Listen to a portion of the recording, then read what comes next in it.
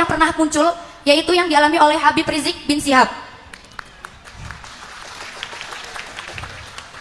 Beliau diperlakukan secara keji yang di luar batas hak asasi manusia. Jika nantinya Pak Anies nanti kedepannya jadi presiden, dan saya juga berharap Pak Anies jadi presiden, tindakan apa yang akan Bapak lakukan atas masalah yang misalkan kedepannya ini akan muncul kembali, dan wujud perhatian apa yang akan Bapak lakukan terhadap masalah yang muncul ini?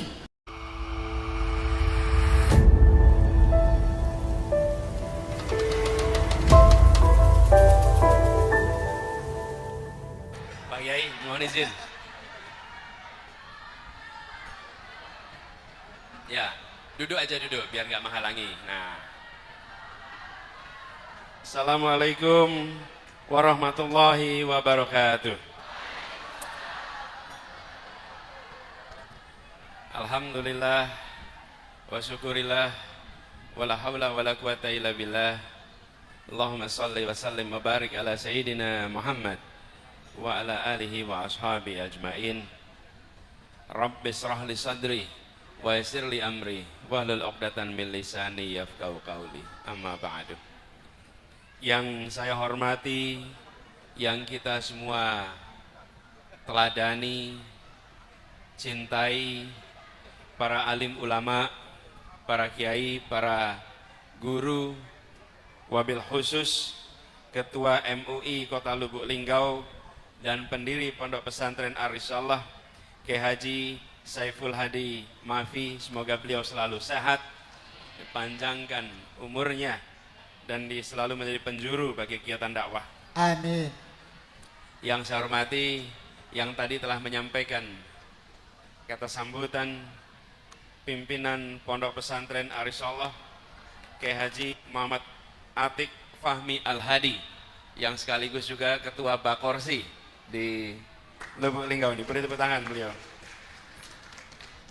Kemudian Ketua Forum Pesantren Forpes DPD Lubuk Linggau, Ustadz Ahmad Fikri. Mana Ustadz Ahmad Fikri?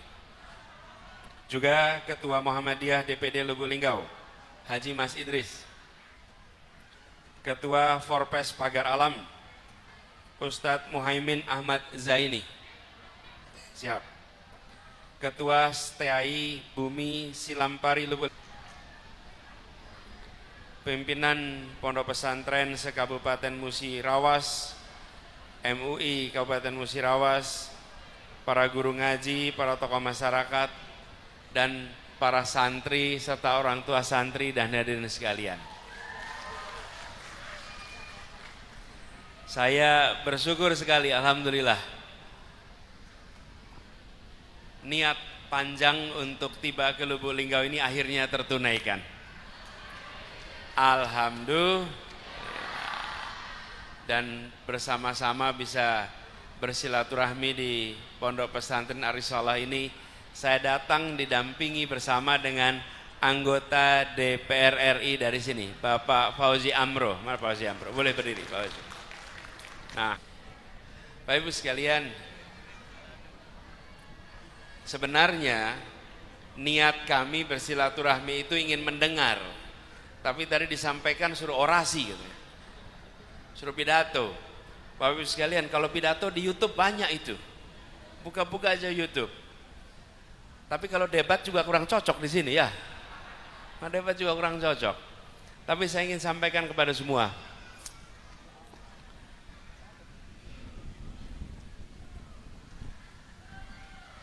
Saya dan Gus Muhaimin sedang mendapatkan amanat di dalam proses pemilu besok. Setiap 5 tahun sekali kita berhenti sejenak menentukan arah perjalanan Indonesia ke depan. Kami melihat beberapa waktu ini perjalanan pembangunan kita belum menempatkan keadilan sebagai unsur penting dalam pembangunan. Karena itu kami melihat ini perlu dikoreksi. Jangan ini diteruskan, harus ada koreksi. dimasukkan unsur keadilan supaya pembangunan kita memberikan perasaan kesetaraan bagi semuanya. Karena itulah kita membawa pesan tentang perubahan. Tadi pagi saya mampir ke pasar Impres. Di pasar Impres ini ibu-ibu kalau boleh saya tanya, harga-harga murah atau mahal, Bu? Mahal atau mahal sekali? Bagaimana kalau kita teruskan? Kita teruskan mahalnya, setuju? Nggak mau? Bapak-bapak tanya, lapangan pekerjaan mudah atau sulit? Bagaimana kalau kita teruskan? Gimana kalau kita teruskan? Jadi perlunya apa? Ibu-ibu perlunya apa? Perlunya apa? Perubahan. Kalau perubahan nomor berapa ya? Memang kalau pemilu coblosnya satu aja. Kalau nyoblos lebih dari lebih satu tidak sah Bapak Ibu. Betul ya? Jadi kami ingin sampaikan, kami membawa gagasan perubahan. Insya Allah dengan perubahan itu kita bisa membawa Indonesia menjadi negeri yang adil, makmur untuk semua. Dan kita ingin mengembalikan marwah kehidupan bernegara, supaya negara ini tetap menjadi negara hukum, jangan berubah menjadi negara kekuasaan. Betul. Kalau negara kekuasaan artinya hukum diatur oleh yang pegang kuasa. Kalau negara hukum, yang pegang kuasa diatur oleh hukum. Kita mau yang mana? Negara hukum atau negara kekuasaan? Nah, kita ingin negara hukum. Tapi akhir-akhir ini banyak aturan bisa diubah sesuai selera. Betul? Akankah ini dibiarkan? Bolehkah ini diteruskan? Perlunya apa? Nomornya berapa? Logikanya dapat, bukan Bapak Ibu? Sederhana sekali. Kita tidak ingin ini dibiarkan. Tapi melakukan perubahan itu tidak mudah. Harus ikhtiar sama-sama. Betul ya? Nah, jadi dalam kesempatan ini kami berharap bisa mendengar aspirasi, mendengar usulan, barangkali juga pertanyaan yang mudah-mudahan saya bisa jawab. Tapi insya Allah kita sama-sama ikhtiarkan perubahan, termasuk di bidang pendidikan. Bidang pendidikan ini termasuk banyak yang merasakan ketidakadilan. Swasta dan negeri. Terasa tidak bedanya? Boleh dibedakan? Boleh diteruskan? Perlunya apa? Status swasta atau negeri, dua-duanya mendidik anak-anak Indonesia. Dan orang tua anak-anak itu sama-sama bayar pajak. Betul tidak? Kenapa harus dibedakan? Kalau ini WNI dengan WNA, nah itu lain cerita. Karena warga negara asing punya hak yang berbeda. Betul tidak? Kalau sama-sama warga Indonesia, kenapa harus dibedakan? Ini praktek yang sudah menahun sampai sudah tidak dianggap masalah. Guru swasta diangkat lewat P3K. Setelah diangkat berubah jadi harus masuk menjadi guru sekolah negeri. Lah bagaimana sekolah swastanya kalau gurunya dikosongkan pindah ke sana? Memangnya kalau dia mengajar di sekolah negeri, dia mengajar anak dari negeri mana? Kan anak-anak kita juga, bukan? Ini hal sederhana. Saking lamanya sudah tidak dianggap masalah. Masalah itu apa sih Bapak sekalian? Masalah itu ada rumusnya. Apa itu masalah? Disebut masalah itu kalau apa sih? Ada yang tahu? Ini santri nih. Oh ini guru. Santrinya mana santrinya? Wow, santrinya di belakang, kurang adil ini. Ini guru-guru tapi tampilan santri ya. Jadi ibu guru dah tanyain kalau gitu Pak Ustazah, apa masalah itu?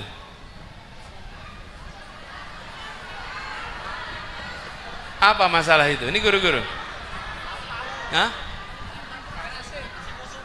Harapan tidak sesuai kenyataan. Mungkin diteruskan sedikit. Harapan lebih tinggi daripada kenyataan. Kalau tidak sesuai bisa terbalik. Kenyataannya bisa lebih tinggi dari harapan. Nah, itu bukan masalah. Masalah itu bila harapannya lebih tinggi, kenyataannya lebih rendah. Selisihnya namanya masalah.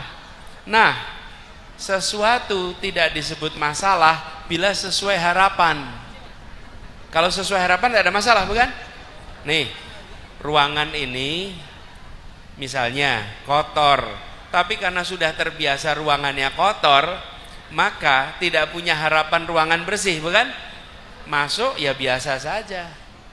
Nah, masalah negeri dan swasta sudah menahun sampai sudah tidak dianggap sebagai masalah, dianggap ya itulah kenyataan. Sekarang kita ingin lakukan perubahan supaya ada keadilan.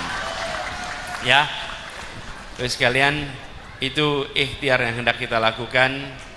Tantangannya tidak kecil, tapi insya Allah tantangan itu bisa kita hadapi. Tadi belum mulai udah salawat azhil. Ini salawat azhilnya dosisnya sudah cukup, sehingga membuat yang bermasalah, yang pada zalim ini disibukkan satu sama lain, ya kan? Jadi sekalian, ini adalah pembuka, insya Allah dari Lubuk Linggau semangat perubahannya menular ke seluruh Sumatera Selatan. Dari Sumatera Selatan menular ke seluruh Indonesia, insya Allah. Nah, tadi dibilang ada yang mau bertanya, ada yang mau bertanya. Silakan Pak MC kalau mau diatur. Baik, Bapak Ibu hadirin dirahmati Allah Subhanahu wa taala. Ini sesinya sangat singkat ya Kak Fauzi ya, karena masih ada 3 agenda lagi, subhanallah gitu kan ya. Tapi mungkin kita minta Kak Mami Abaji 2 santri dulu ya untuk menyapa bersama. Tolong dari santri tadi agar ada keadilannya gitu ya. Santri tolong dibantu, mana? 2 orang saja santri, ayo bergerak, cepat maju, ayo cepat, berpacu dengan waktu. Silakan sini, kayak silakan, mana ada keterwakilan putranya, ada yang putra? Oke, 1 putra 1 putri, oke, silakan ke sini, naik dari sebelah sini, baik sini. Ini calon generasi penerus kita, naik ke panggung, ayo, tolong dibantu jalannya, cepat nak. Agar berkeadilan, karena tadi ditaruh di belakang, maka kita beri kesempatan untuk naik ke panggung. Oke, silakan.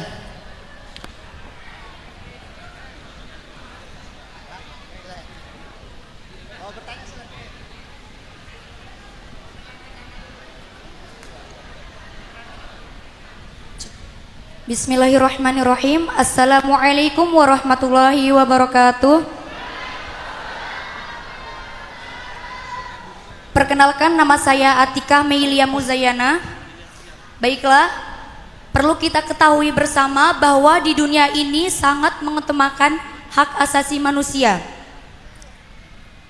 Dan hak asasi manusia ini mengarahkan syariat Islam agar sesuai dengan HAM tersebut.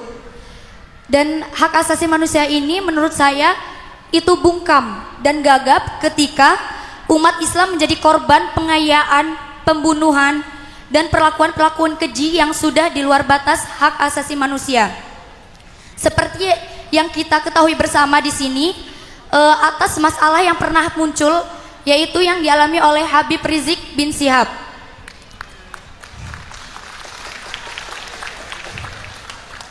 Beliau diperlakukan secara keji yang di luar batas hak asasi manusia. Baik, disingkat silakan. Di sini saya akan bertanya, jika nantinya Pak Anies nanti kedepannya jadi presiden, dan Amin. saya juga berharap Pak Anies jadi presiden, Amin. tindakan apa yang akan Bapak lakukan atas masalah yang misalkan kedepannya ini akan muncul kembali, dan wujud perhatian apa yang akan Bapak lakukan terhadap masalah yang muncul ini? Baik, mungkin cukup itu saja. Wassalamualaikum Masya Allah. warahmatullahi Calon wabarakatuh. pengamat HAM di masa yang akan datang. Namanya siapa? Atika. Atika, kelas 12 Pak. Assalamualaikum warahmatullahi wabarakatuh. Perkenalkan, nama saya Adam Rizky Aldiansi. Di sini saya akan memberikan pertanyaan untuk Pak Anies. Pertanyaan saya, perhatian apa yang akan Bapak berikan kepada sekolah swasta yang notabene pondok pesantren, agar kami seluruh santri yang ada di Arisalah khususnya dan seluruh pesantren di Indonesia turut merasakan pemanfaatan dan kenikmatan proses pembelajaran dengan sarana dan fasilitas yang memadai. Masya Allah. Assalamualaikum warahmatullahi wabarakatuh. Ini Pak Anies, calon ketua OSIS yang baru terpilih. Aplaus lagi sekali lagi. Silakan, monggo Bapak. Adam sama Atika ya. Tes ya.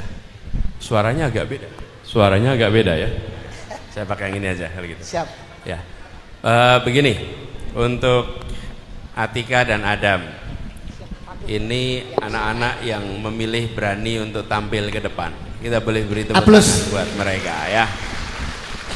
Pertama, tadi pertanyaan tentang hak asasi manusia dan perlakuan yang sama di depan hukum. Ini yang sesungguhnya perlu dilakukan perubahan. Kemarin dalam debat minggu lalu ya, saya sampaikan hukum itu harusnya tegak, tidak boleh bengkok. Kalau hukum bengkok, apa yang terjadi? Tumpul ke atas, tajam ke bawah, lalu dia diskriminatif. Ada yang melanggar dikenai hukum, ada yang tidak melanggar dikenai hukum. Ada yang melanggar dihukum ringan, ada yang melanggar sama dihukum berat. Nah, inilah yang harus kita koreksi. Jadi salah satu, boleh tepuk tangan buat rencana ini. Jadi salah satu ke depan itu adalah perlakuan yang setara di mata hukum. Dan negara tidak melakukan diskriminasi berdasarkan latar belakang. Semua adalah warga negara Indonesia. Apapun pikirannya, apapun perkataannya, yang boleh diatur oleh negara itu perbuatan.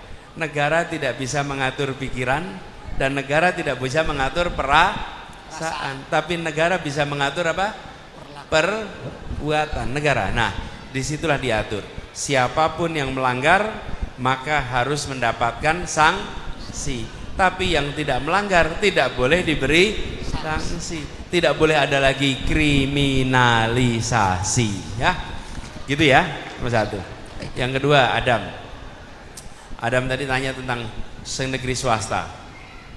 Selama ini banyak kebijakan pendidikan yang disusun untuk membantu sekolah negeri, tapi sekolah swasta malah tidak dapat. Betul.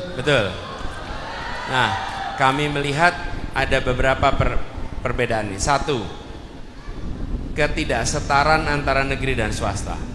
Yang kedua, ketidaksetaraan antara sekolah umum dan sekolah diniyah atau agama. Dan kita ingin kesetaraan dihadirkan pada semuanya supaya dana dari negara bisa sampai kepada semua dan fasilitasnya sama bagi semua. Bahkan Pak Ustadz, kalau di Jakarta penerimaan siswa baru disebut PPDB ya. Sama ya. PPDB itu negeri dan swasta jadi satu. Jadi ini yang saya katakan itu bukan akan, sudah dikerjakan di Jakarta. Di Jakarta itu penerimaan siswa baru satu sistem. Dengan ditawarkan, silahkan sekolah swasta mana yang mau ikut. Kalau sekolah swasta ikut, maka dia ikut dalam sistem penerimaan siswa baru bersama-sama. Dan mereka akan dapat bantuan dari pemerintah supaya kualitas pendidikannya setara dengan sekolah-sekolah negeri. Jadi dengan begitu kita satu kesatuan. Karena saya katakan ini anak-anak yang pada mau sekolah di Jakarta, waktu itu karena saya ngurusnya Jakarta, itu kan pembayar pajak kita juga. Kenapa kita beda-bedakan? Dan kita harus bilang terima kasih sama swasta. Kalau tidak ada perguruan swasta, siapa yang mendidik anak-anak kita yang tidak tertampung di sekolah negeri? Takbir. Betul tidak? Jangan swasta dianggap kompetitor. Justru swasta itulah penyelamat anak-anak kita. Kecuali kalau sekolah negeri itu bangkunya sudah cukup. Kenyataannya bangku sekolah negeri belum cukup. Kalau tidak ada swasta, kemana anak-anak kita akan sekolah? Jadi ini yang harus kita ubah pandangannya ya. Begitu ya, Adam Atika ya. Makasih. Silakan dipoto bersama sambil saya foto bersama mengabadikan momen yang istimewa.